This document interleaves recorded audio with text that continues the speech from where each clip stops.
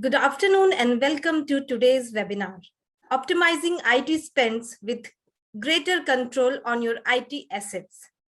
I am Jyoti Bhagat, Senior Correspondent with Express Computer.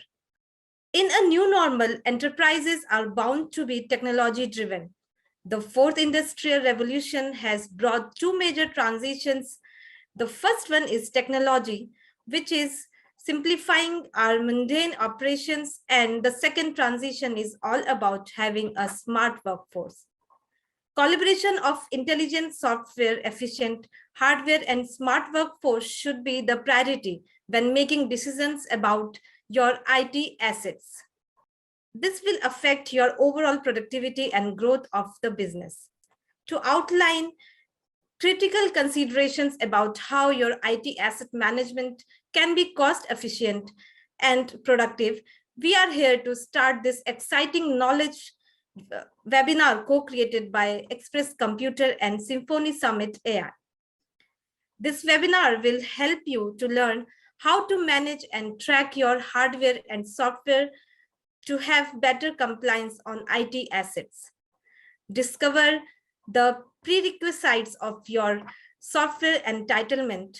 Analyze your consumption to save time, cost, and efforts. To realize how you can elevate asset inventory for financial control and compliance. To utilize inventory to speed up employees' chores, asset management, and client service delivery. To get deeper insights on reduction of daily operating and maintenance charges. Before I hand over to our speakers, I will go over the webinar informations. This webinar is being broadcasted live and will be available on demand on our website. This is an audio-video webinar. We will have poll questions in between. Request all to participate in the same. We have a round of Q&A towards the end of the webinar.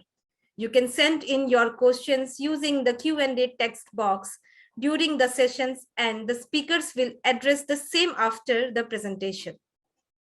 If you face any technical issues, please use the same Q&A text box to send in your issue, and we will try to sort the same to the best of our abilities.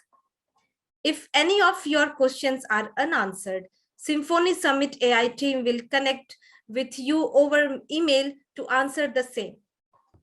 Our speakers for the day are Rajashekharan Unnikrishnan, Director Marketing, Symphony Summit AI.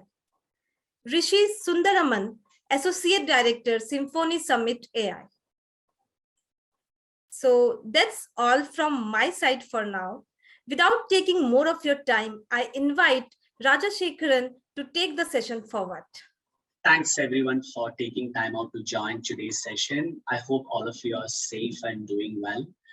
In fact, I'm operating from a city where there is a forecast and warning of a heavy rain and power outage. And the other thing, I was a bit worried that, okay, whether we would have connectivity and the other things. Thankfully, so far, everything is good and it has been quite sunny and warm. I hope it remains like that. Thanks again for joining the session today. And before we move on to the solution side of today's agenda, I just want to take 10 minutes, exactly 10 minutes to sort of really take you through the Symphony Summit AI overview slide. I'm not sure that, okay, if everyone who has joined here knows Summit AI very well. You might have heard about it. Some of you might have heard about Summit AI. So I'm just going to take next few minutes to sort of really take you through and give an update about that, the overview of Summit AI, and then after that, we move to the solution and the use case demonstration of today's agenda. Symphony Summit AI is an artificial intelligence-driven IT and enterprise service management suite with ITSM, enterprise service management, digital agent, AI-powered digital agent, service automation, all integrated under one suite at the code level. We have been the recipient of the Gartner Customers Peer Insights Customers Choice for the last 3 years in a row. Gartner did not have this recognition in 2020. That's the reason that you don't see that here. We've been featured in IDC MarketScape And we've been the preferred choice of the CIO, and we've been the recipient of the CIO choice recognition for the last 4 years in a row. Early this year, Economic Times has featured Summit AI as the best technology brands of 2021. And we are largely part of Symphony AI Group. It's a $1 billion fund that was created for incubating and nurturing solutions leveraging artificial intelligence and building use cases across various industries. And we have been one of the portfolio companies of Symphony AI. Summit AI has grown to 250 plus customers in the last few years. What you see here are some of the reference customers. And if you really look at it, the leading consulting players like KPMG, Deloitte and EY, and the other major brands across the industries are the customers of Summit AI.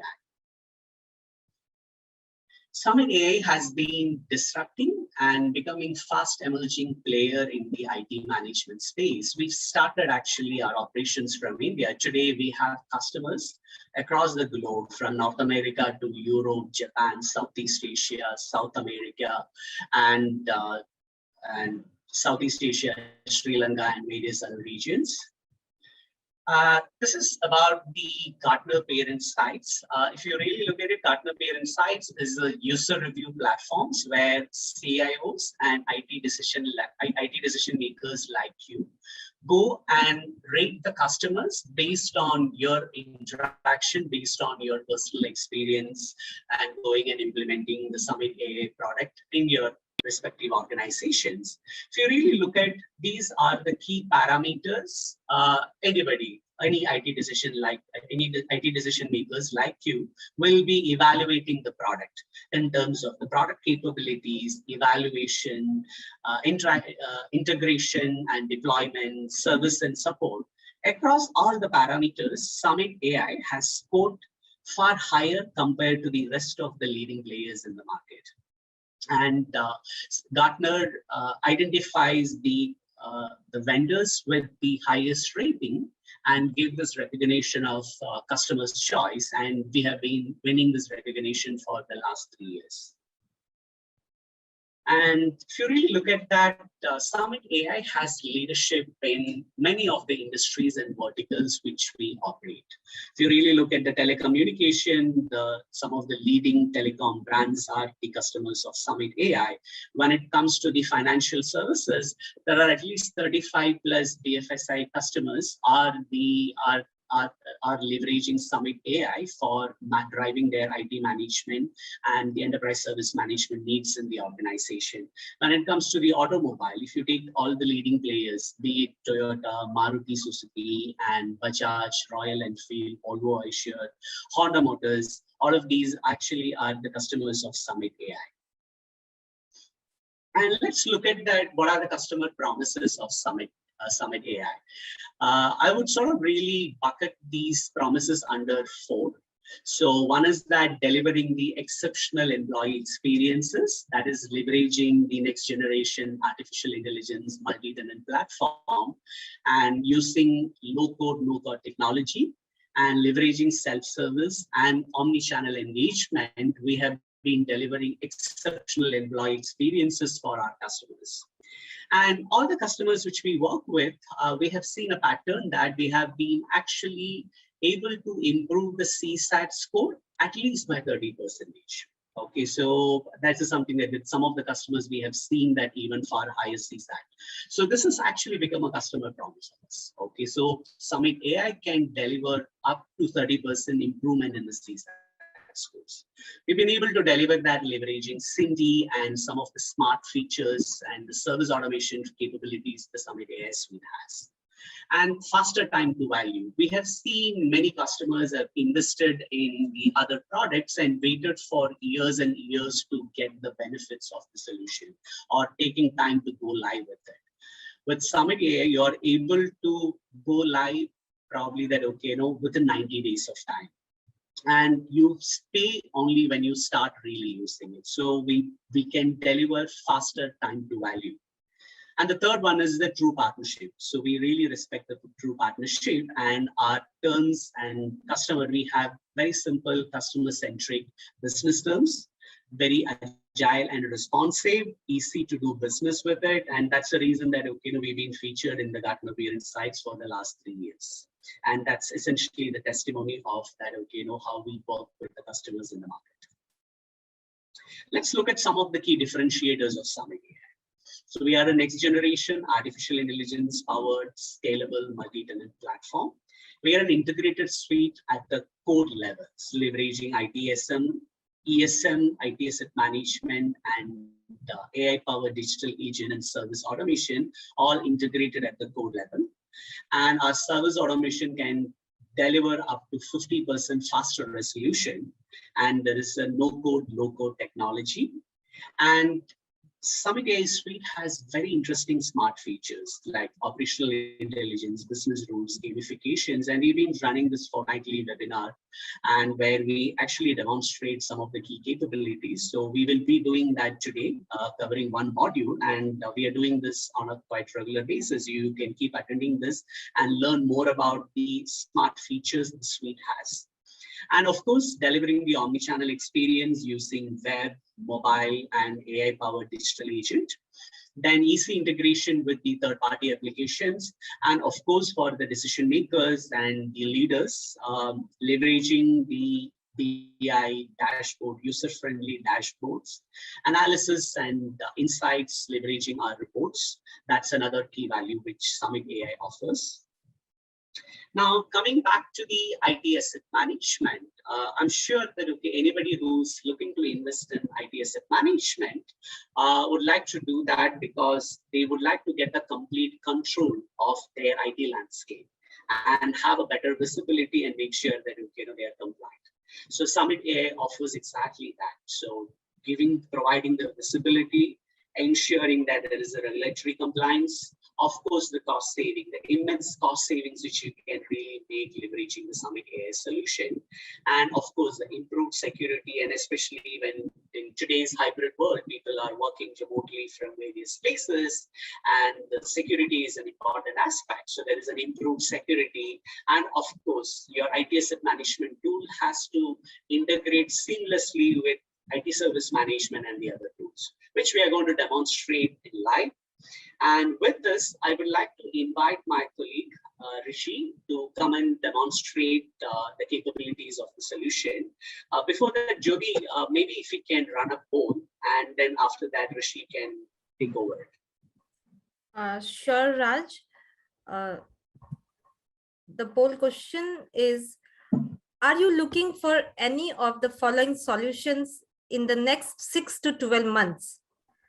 The options are IT service management, enterprise service management, under the bracket single service portal across the organization, IT, HR, finance, and marketing. The third one is IT asset management, none of the above. I repeat the question. Are you looking for any of the following solution in the next 6 to 12 months? Right. All right. So Rishi, I will stop sharing it and you may take control. Yeah. Thanks, Raj. Thanks for that introduction. Thanks, Jyoti, for putting up the poll. Hope everybody participated there, and we welcome you to participate in the poll. So one of the key aspects of this webinar is primarily how do IT spend is reduced with better gaining asset control and visibility, right? So before going to that, using what the Summit primarily does, it is what is primarily we are showcasing here.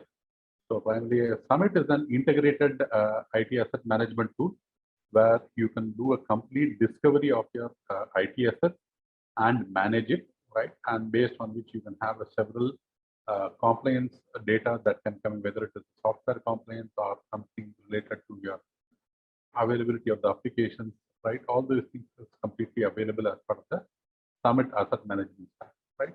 So it does not limit the management of assets to IT. So you can also manage all the non-IT assets. And as we repeatedly have spoken in this webinar, primarily Summit is a multi-tenant platform. So being a multi-tenant platform, it does not stop with IT. It expands to the enterprise business unit, where even non-IT assets also can be tracked and managed in Summit, right? So from an IT asset discovery standpoint, right, we have a both agent-based and agentless discovery, right? Agentless primarily works through an probing protocol using WMI for all your Windows system, Telnet and SSH for your non-Wintel platforms, which includes Linux, Mac, Unix, and other things. Any of your core data center networking components, which might include switches, firewalls, routers, VPN devices, concentrators, load balancing devices. So all those data center components can be discovered using SNMP protocol, right?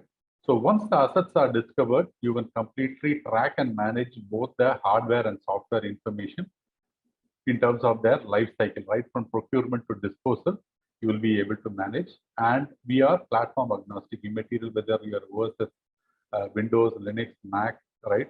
Or if it is primarily a physical server or a virtual server, or it is a printer, or so, as long as it can be made discovered using any of the industry standard protocols, which includes WMI, Telnet, SSH, and SNMP, right? We will be able to discover and we will be able to help you manage in the most efficient manner and giving control and visibility to all the assets, whether it is IT or non-IT. So once I discover, I also have a complete visibility of all the softwares that are installed, primarily related to endpoints, which are running desktop operating system, whether it is a Windows, Linux, Mac, or your server operating system, again, various flavors. I can completely discover all the softwares that are installed, and based on which I'll be able to completely compare that with your procured information, which is fed into the system, or probably based on the publisher's compliance parameters, I'll be able to normalize the data and provide you the necessary data in terms of providing you against how many procured, what is my installed count, whether I am oversubscribed or undersubscribed. If there I am undersubscribed, what is primarily I need to do is the primary direction. In addition to that, from a compliance standpoint, one of the key aspects is that your Microsoft patches have to be up to date, right? So that is one of the key components where you reduce the vulnerability of your endpoints, which is exposed to internet in the current new normal, right? So most of the people are connecting from home, and these are your corporate assets. You do not want to compromise on the endpoint security. From that standpoint, Summit also, as part of its asset management artillery, provides patch management for Microsoft as a publisher, right? And primarily based on which you can also prevent applications from getting installed in your endpoints, primarily any of your Windows endpoints, if you want to ensure that any blacklisted software, right, are to be prevented from getting installed. We have an application control, and then you have endpoint compliance to monitor whether my I don't have more than one local administrator account in my endpoint. It is adequately password protected. There is no guest account. I do not have shared folders enabled in my local system. I do not have my USB port enabled. So all these things can be managed through endpoint compliance. And then, of course, the product is completely integratable with any of the enterprise applications. It might be an SAP, right? It might be an ERP, or it might be a procurement system that is there. You have a complete integration available, right? Right from post GRN, once the data asset is onboarded into your organization, post that immediately it can integrate into the Summit Asset Management to start the life cycle process of the asset that you have procured for the organization, right? So these are the key highlights of Summit Asset Management, and using this features is what we are going to help you understand how it provides the necessary control, visibility, and using that, how do we be able to reduce the IT spend, right? So that's primarily the key feature. And of course, apart from the software and hardware information that you have, any assets, whether it is primarily an IT asset or a non-IT asset, the key aspect is primarily how do you track the life cycle in terms of who are the people who are using these assets, right? When is my warranty getting up to date? When I have to renew my contract, right? So what are the accessories that are associated, right? So all those things in terms of primary, I want to ensure that I want to understand as on date, what is my book value of these assets, whether I need to refresh this assets, right? So how do I justify, right? I want to do as part of my compliance, primarily many of the most regulated industry or the BFSI pharma segments that are there. So how do I ensure that my physical asset verification are happening in the most quickest manner? And how do I ensure that the assets which are being associated or allocated to a particular person is continuously in possession of that? How do I validate that? So these are the typical life cycle challenges, asset life cycle challenges that an organization would have, which primarily is that is where Summit AI Asset Management aims to address, right? So right from procurement to disposal of the asset, you can track complete life cycle of asset without major hassle, right? So first and foremost, let us try to understand from an IT standpoint, right? How does the asset come in, right? So I would like to request your visualization of this particular slide that I have put across primarily. As you are aware, in a couple of initially, Raj had informed that Summit as an offering is available both as a cloud as on-premise offering. So depending on that, you can have primarily the application hosted in your data center, and you might have your satellite branches, right, remote offices or branch offices, regional offices, zonal offices that you might have depending on your organization setup. If you are a multi-location organization, right, how do I bring these assets into my system, right? So there are multiple ways. One of the IT technology-driven way is primarily using the discovery, which I spoke about in the first slide which I presented.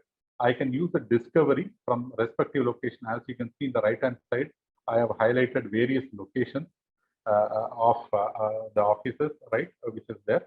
And from there, I run a discovery. And using that discovery, I bring the data into the central repository through a secure 443 channel. And of course, the data in transit, right, in the information like the hardware, software inventory are encrypted using TLS 1.20 and sent across through a secure channel through 443 to either cloud application or to your on-premise hosted application. In today's pandemic scenario, when many of the users or your employees are working outside your office premises, when they are connecting from home, when they are connecting from internet, how do I bring that? I can put up a proxy, which is an intermediate or a jump server, we call it in the vernacular terms. So we generally call it as a proxy. This is not your internet proxy, but a Summit application proxy, which can reside in your DMZ, which will be able to pull the data from the remote users who are primarily connected via internet, right? Of course, you might have to do a small natting rule in your firewall, which will bring the data into the central Summit application, right? So based on which I'm taking you to the actual product demo for your understanding. So this is primarily what you get is there. Once the assets are onboarded using the discovery, so we have a discovery often using an discovery job or discovery profile that you create. You can identify, right? For example, this is primarily a location, right? I just want to bring you the earlier slide where I showed about the discovery architecture, identifying the proxy, and based on which I am assuming these are my Mumbai office assets. So I can provide a subnet range. Based on the subnet range, I can run multiple protocols, WMA, SNMP, SSH, I told you. So based on which I will run a scan across the network, right? So how do I run this? Do I run this across an internet? No, I don't do it. Primarily, there will be a proxy which will be available in the respective locations. Those proxy which are in that local office will run this particular protocol and scan the devices and bring up the assets, right? So once the assets are discovered, you can maintain the data in a structural way, right? I can classify the assets. What are the assets which qualifies to be in the fixed assets, consumable, accessories, and software, right? So generally, many of the organizations, what we recommend as part of our consultative implementation approach, we say that anything that has a significant capex value and you want to track the entire life cycle, right from procurement to disposal, if you want to track those assets have to be put under fixed assets, right? So other assets which are primarily not discoverable, but which are primarily non-IT assets, right? Or something like your keyboard, mouse, or a docking station that are there, right? Or probably a cartridge or a battery that you have. I do not want to track the life cycle, but I want to ensure that I maintain adequate funds I just need to identify where these assets are and appropriately identify and allocate these assets either to a fixed asset or to a user. So those assets can be categorized under accessories and consumables. So looking at this, you will have a complete inventory of all the assets, right, in your inventory system, which is the Summit system, right, categorized very neatly under various buckets, right? So, and based on which I'll be able to provide several inventory information, which includes my timely renewals of warranty which has already been expired, right? What are the recent discovered? If at all I move assets between one location to another, how do I keep track of these assets, right? How do I have a movement a process where whenever an asset is moving from one location to another, there is an approval process, and based on the approval process, you can generate gate passes, and then based on which you can also identify if the assets are gone out with a returnable gate pass, how many of them are not come back. So complete demographic information across all your locations is completely visible in the asset, right? Then coming to the inventory and classification, right? So this is where primarily the assets are primarily put into 4 buckets, which is primarily fixed, consumable, accessories, and software, right? So once I identify this asset, I will be able to primarily classify these assets or categorize these assets further into various asset types, right? Which might include an access point, a data card, or probably it might be a wooden furniture, or probably a office table that is there, or it might be a water dispensing unit or a coffee machine that is there, or probably an hand dryer that is there, or primarily today in the new normal, you have the hand cleanser machines that you might have put across. So all those things can be completely categorized. There is no templatized format that is there. Of course, there are golden templates which you can use and reuse, but however, it also provides a completely configurable option for you to create your own type of categorization of assets. So once you categorize, right, you will be able to primarily identify these assets with various attributes. So, right, so once I create this category, I can create what does the asset or the desktop or a particular category of asset should have information, what type of information it should have, right? So you will be able to create as many information as you want, whether it is primarily a model number or probably a warranty start date or a manufacturer, or I want to maintain the information about the PO number, or probably I want to ensure that I maintain my ERP system. I want to refer the fixed asset register ID here. I'll be able to, or probably I want to capture a cost or a particular image, or I want to identify this asset as primarily whether it is owned by the company or primarily the leased asset, rent asset. I'll be able to configure this, right? So for example, if you look at this particular example that I have taken, which is primarily the desktop, has got close to about 20 plus attributes, right? So if I take another asset type, probably I would say a firewall that is there, right? So you see lesser number of assets. This can be completely configurable. Each of these asset categories that you define, right, or probably a furniture that you might want to manage, right? I can maintain the furniture type, whether it's a chair, a table, or any other type, right? What type of information I want to maintain, I'll be able to maintain. So once you design the structure, then the assets can be onboarded based on the location. As I told you, if you're a multi-location organization, you can completely have a hierarchical structure of primarily the location information or probably a store. This store need not be a physical store.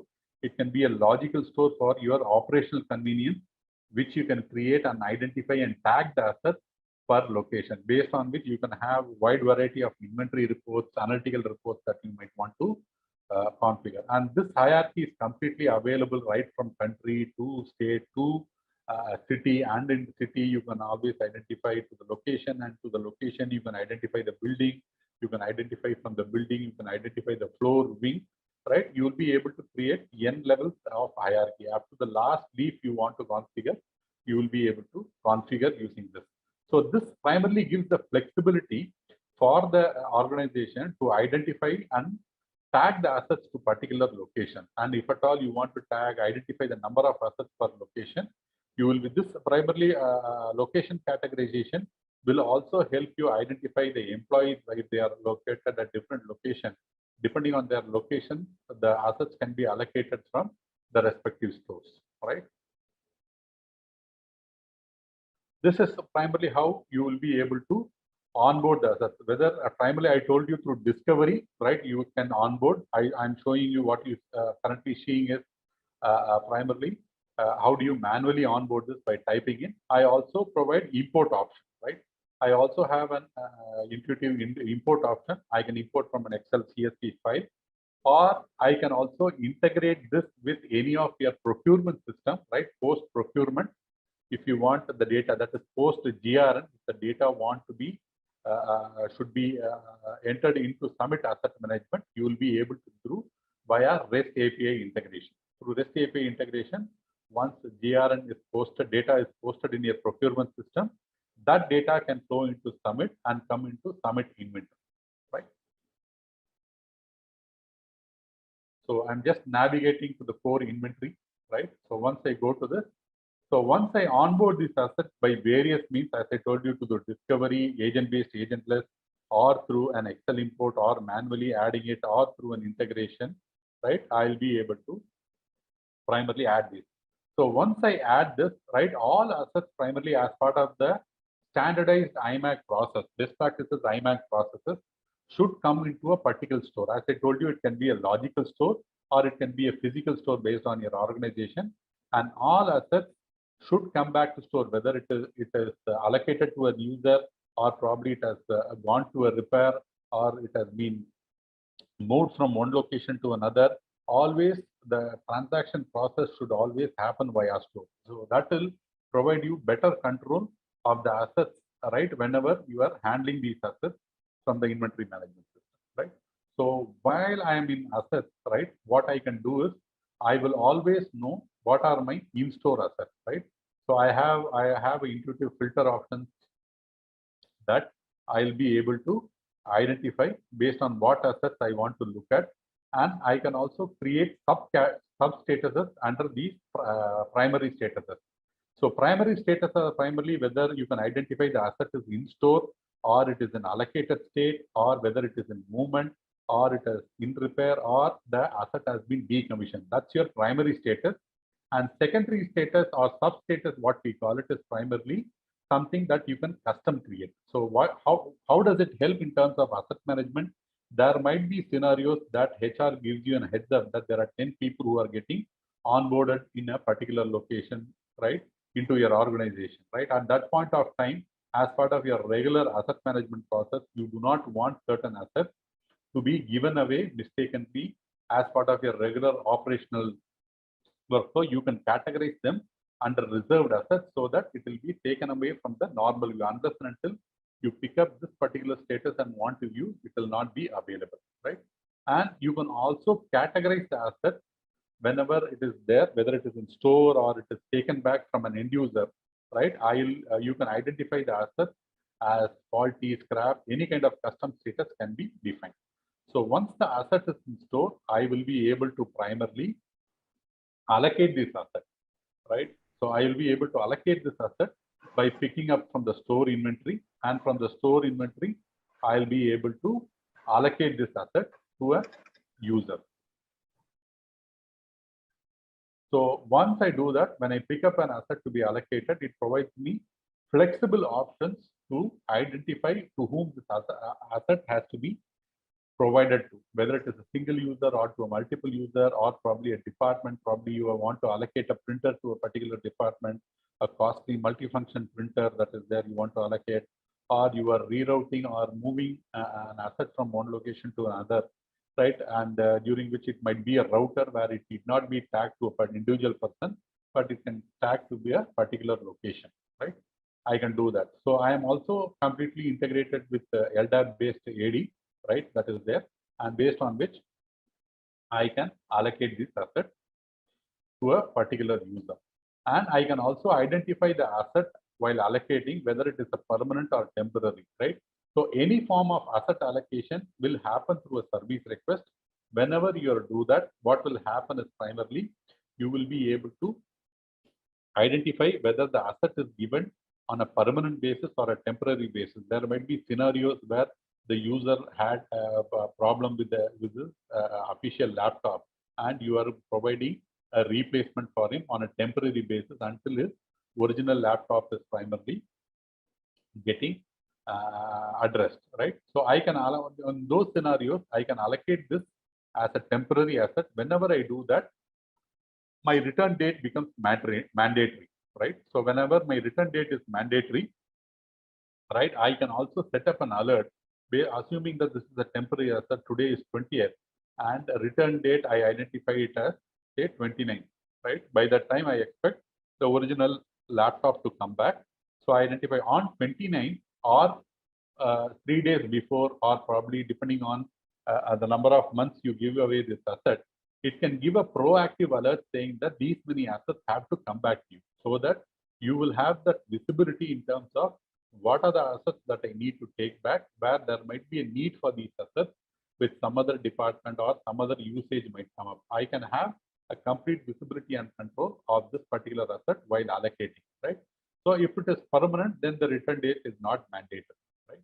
So once I allocate this asset, right, a notification is triggered to the end user and via email. And of course, the service portal that we provide also provides the user, assuming that this asset is allocated to a Ryan, who's primarily an employee in an organization, right?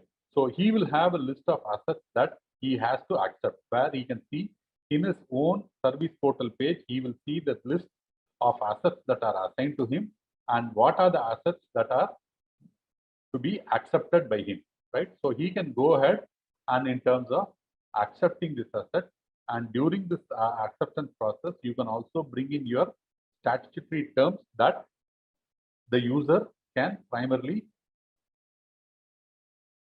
have to fulfill and comply to, right? So for each of the asset types, you can bring in the necessary customized terms and conditions which the user can accept. Probably saying that this should be used for official purpose, not for personal purpose. Any unwanted activity is not permitted in this. So all those compliance requirements can be fulfilled, and the user can agree and digitally sign off this acceptance of the asset, right? So I can also create auto acceptance. After a certain number of days, the system will get auto accepted, right? So this is something is primarily available, or probably when the user decides that he doesn't require this asset anymore, he can always initiate a return of this asset, right? There is also a first level validation that only certain accepted assets will be able to primarily initiate the return, or probably if he feels that the asset is primarily received in a damaged condition, he can always reject the asset. So one of the other aspects that we bring as part of visibility and control is the reconciliation, right? As I told, many of our banking, insurance, and financial services and pharma customers do what is known as asset reconciliation process, whereby after every 6 months, they want to do a compliance audit to confirm whether the necessary assets which have been listed as allocated to Ryan is still in use with Ryan, right? Or probably the respective user, right? That is primarily done using asset reconciliation, right? Which is initiated with the respective location asset administrator. Once he initiates, it will send another notification asking that as part of the reconciliation requirement, can you confirm whether these assets are with you, and based on which he can go and accept or reject. In case there is a dispute raised by the end user as a reject or not available, the routing can be done to the reporting manager of this particular gentleman, Ryan, and based on which disputes can be resolved, right? So this is primarily a small visibility option. Today, this is very, very important. Many customers of us have accepted and given a thumbs up for this particular feature, whereby today they are sending laptops, though they have been traditionally working on desktops when they come to office. Today's pandemic scenario prompted them to provide them with laptops. So when they send this laptop to their residences, their mandatory process is to primarily accept it, right? So this is where Summit primarily helps. And that's where in this particular asset dashboard, which we showcased earlier, will be able to identify, right?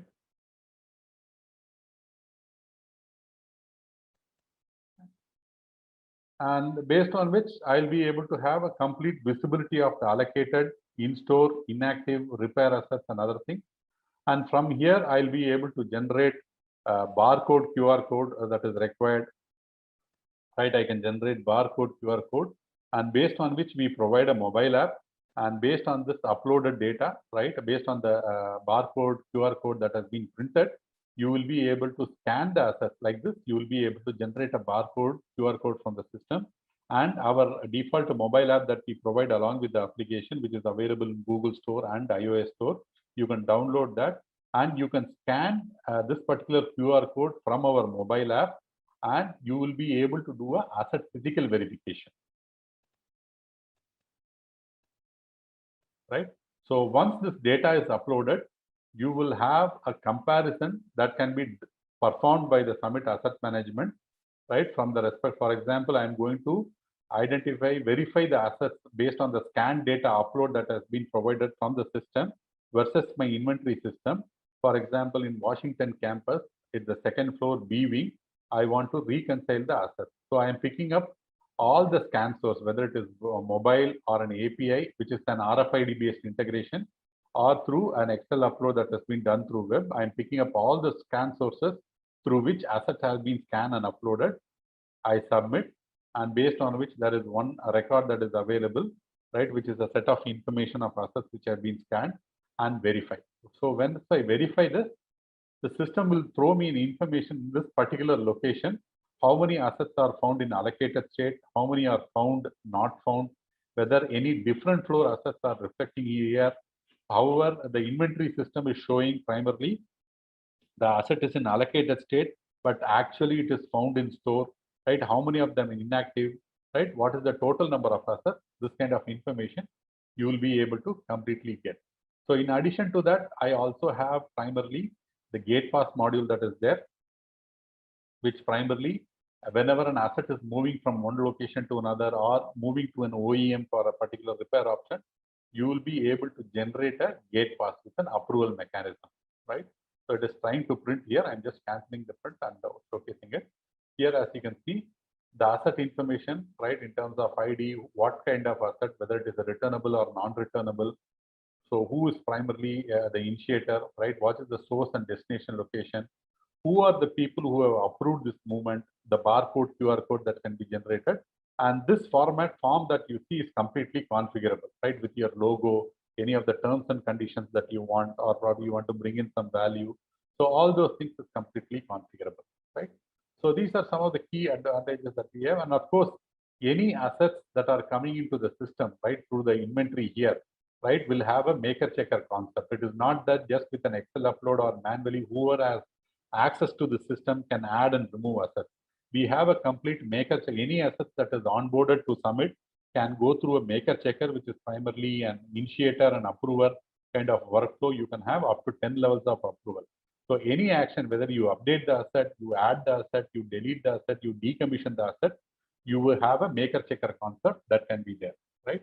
And any actions today, typically because of the asset movement that is happening, there might be a need for primarily the asset to get back to the ERP system with the respective asset location information, which is generally not tracked in a fixed asset register.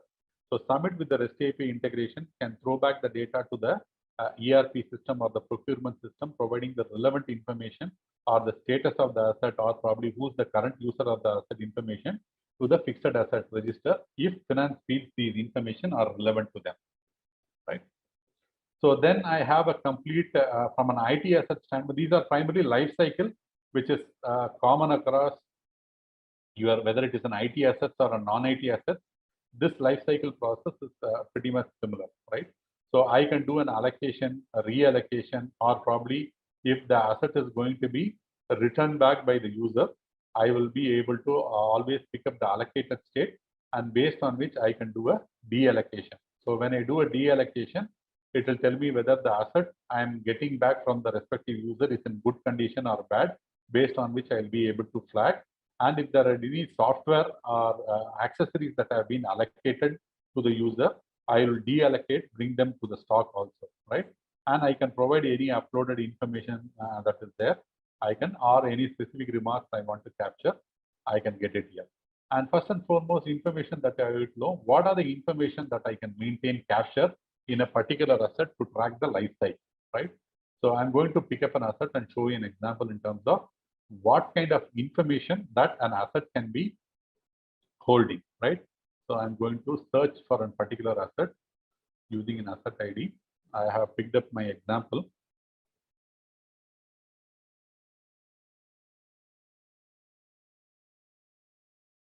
So I'm picking up a particular asset and that information will come in front of me. So once I do that, I pick up this asset. So here, as you can see, I told you the form builder option using which I will be able to create my custom set of fields.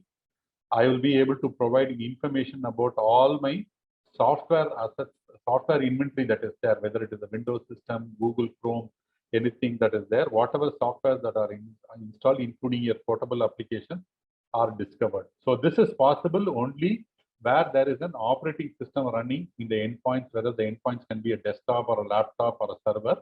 This information is available. And it can also provide information related to the host name, serial number, CPU, memory, RAM, hard disk, who was the last login information. One of the critical compliance requirements many organizations ask is, based on the NT login, can you tell me whether if this asset is allocated to a person X, if somebody else is logging, yes, I can identify using the NT login ID, right? What is the OS information, whether what is the IP address, what is the RAM quantity, hard disk, serial number. So all these necessary hardware information I'll be able to maintain. In addition to that, I maintain a complete audit trail of the asset. Who are the people who have been previously using this asset? What is the allocation history? If the asset has moved from one location to another, where and all it has moved? What are the repair history? If at all there is an gate pass or asset movement process has been undertaken for this asset, what is the history? Audit trail, right? What are the changes that have happened in the system, right? So what is primarily, what are the other non-fixed assets that have been tagged, just like accessories and consumables, right? So this is something you will be able to track. In addition to that, since we also have a service management system, I'll be able to tag the assets to an incident. At the end of the year, you will have all necessary information in terms of how many HP assets had issues, how many Lenovo, how many of them had firmware issues, how many had them hard disk issues. All these classification, you can get it from primarily the information. And if at all, if you are an asset administrator, you want to take a remote desktop, that is also possible from here, right? So in addition to that, we also provide a lot of software compliance control, which is primarily the variants, that is primarily information related to today you gave the system a desktop or a laptop with a particular software, maybe Windows, Adobe, and Microsoft Office. But the users have gone ahead and installed other softwares which might be a compliance breach. System will be able to identify and tell you which are my systems where the software has been installed and what are the new softwares that have been identified. So this is something you will be able to get from Summit system, right? An immediate variance alert that you can get. So in case you want to baseline this asset, you will be able to baseline. And if at all you want to uninstall this software, you can also uninstall it from here. All the MSI compliant packages, you will be able to do it from here. So this is primarily gives you a better visibility and control on the software compliance, where you can be rest assured that without your knowledge, no new softwares come in. In addition to that, we also provide a feature called software whitelisting and blacklisting, based on which you can identify the blacklisted softwares that are there. Right? Then we have, from a compliance standpoint, for all your IT assets, we have a patch, Windows patch management option that is there, which will provide you complete information about the top 10 missing patches, top 10 vulnerable assets, right? Operation system wise, what are the patches missing, right? What are the critical patches and other things? You will have a complete visibility and dashboard. In addition to that, we also provide what is known as the endpoint compliance dashboard, primarily where we talk about in terms of identifying the endpoint compliance, where you set your compliance parameters, which includes primarily your terms of whether my Windows system is up to date or it contains any antivirus patches that are up to date, right? What is my primarily user accounts that are existing? If there are more than one user accounts or more than one administrator accounts, whether it is enabled, disabled, whether any USB devices that have been enabled, which you are not supposed to have, that might be the prime source of that data leakages.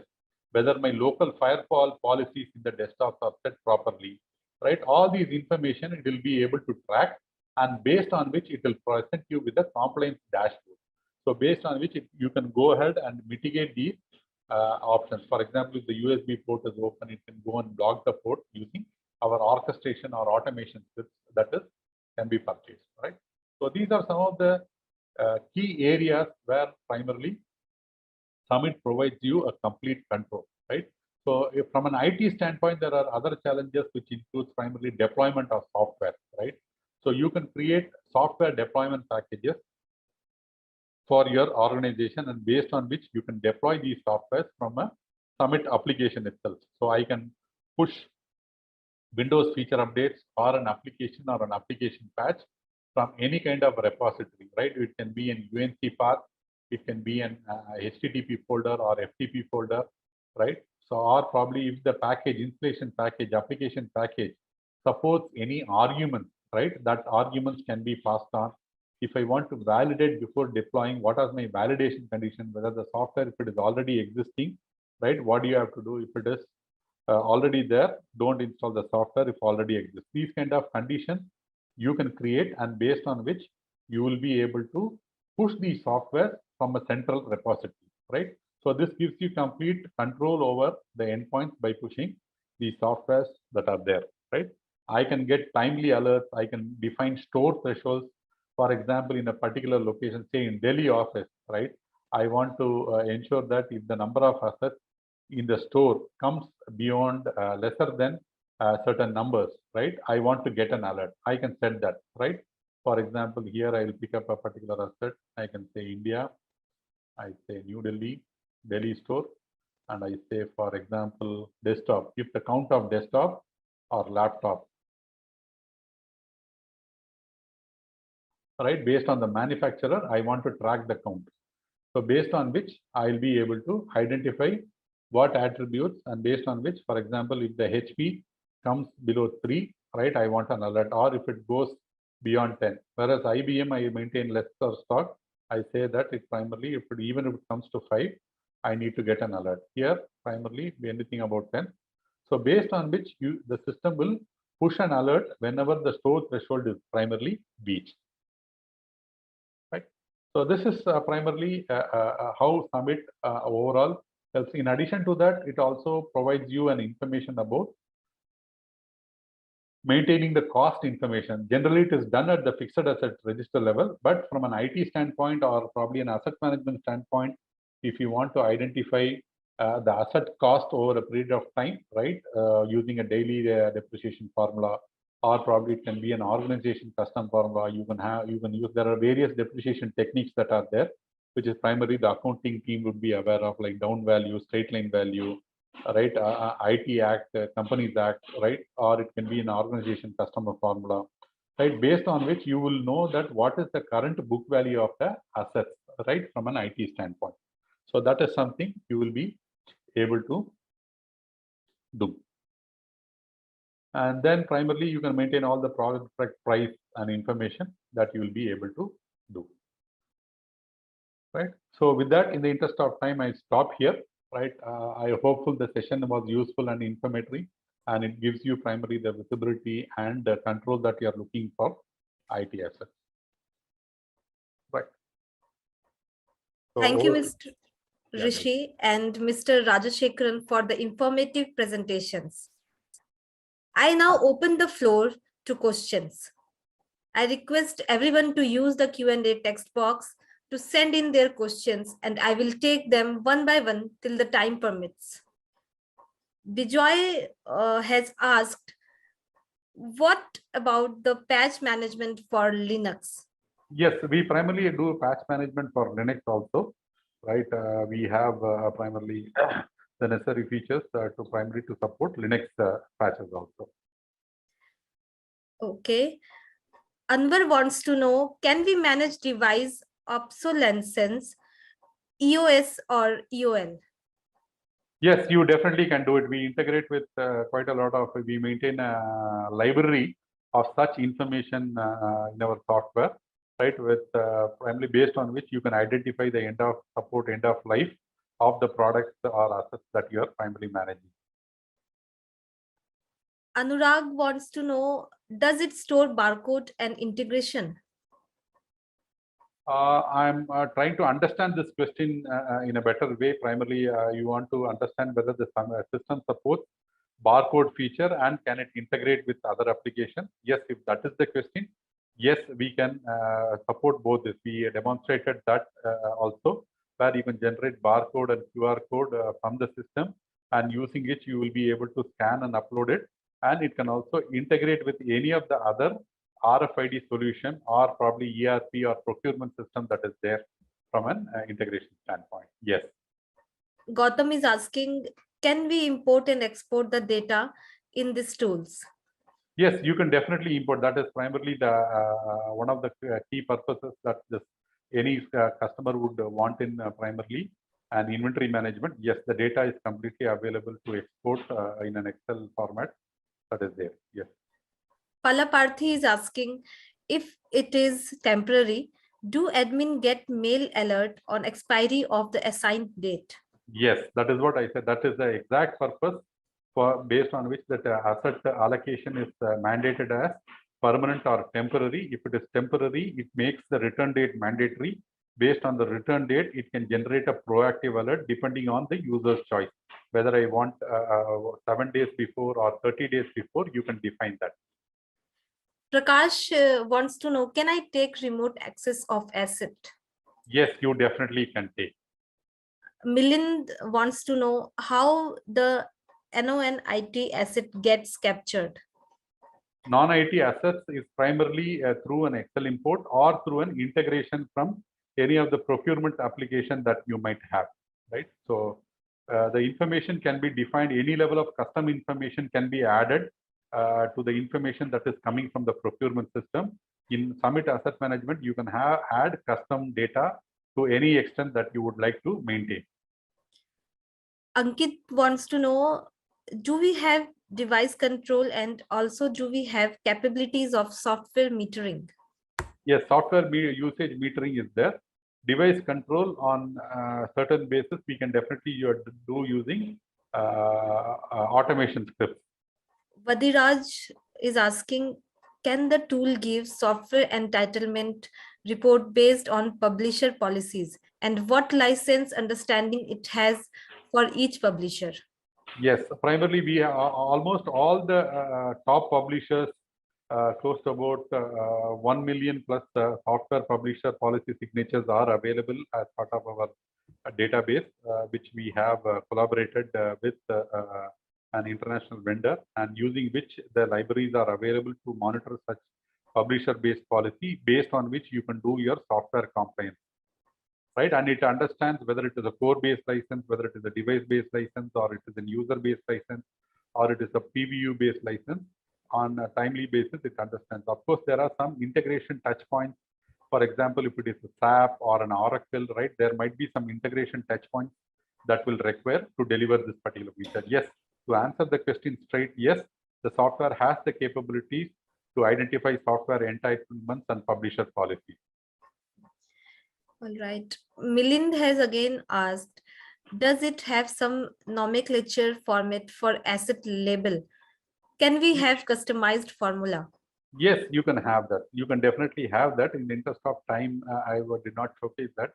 Yes, you can primarily have an customized asset coding system that can be generated based on the location, based on the asset type, based on a sequential number, based on the purchase year. So all those configurations are definitely available. Okay. Sanjay is asking, can we integrate Summit AI IT asset management with any ISTM tools? Sorry, ITSM tools. Yes, by default, Summit by itself is also has an ITSM module.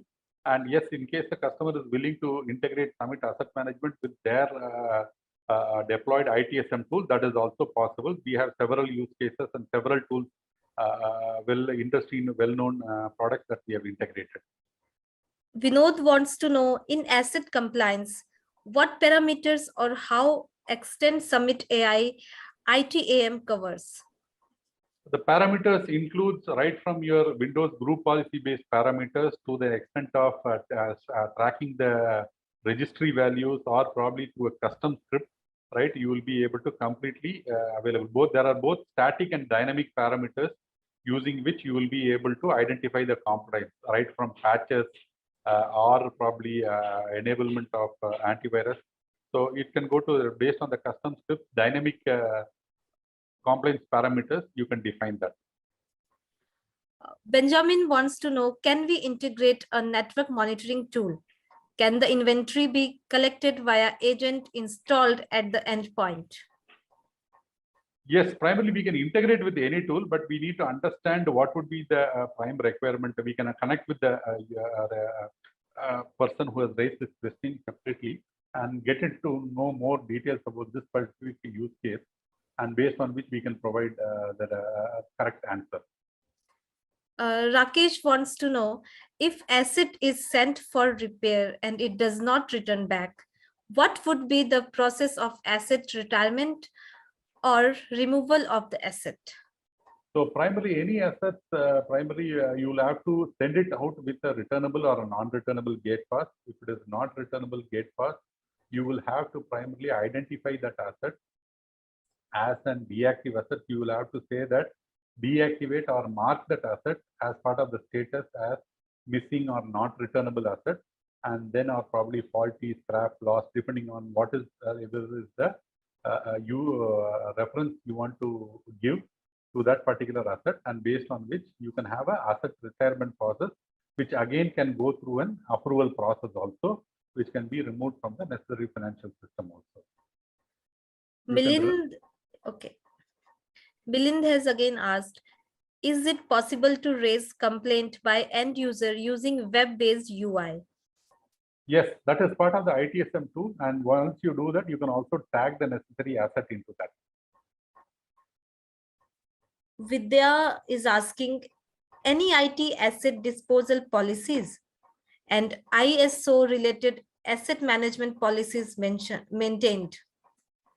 Right, you can definitely maintain various type of contract and policy documents as part of the SOPs repository that is available. And in addition to that, any process that you want to primarily define as part of the workflow is definitely possible. Amit Gupta is asking how we can manage through it from ERP or SAP. Is there any special arrangements for that? What about the license cost related to that? Can you read that question again? I am repeating it again. How we can manage through it from ERP and or SAP? Is there any special arrangements for that? What about the license costs related to that? So primarily integration is generally is not costed by us, right? So yes, of course, the ERP or SAP system will have an integration licenses that would be definitely applicable.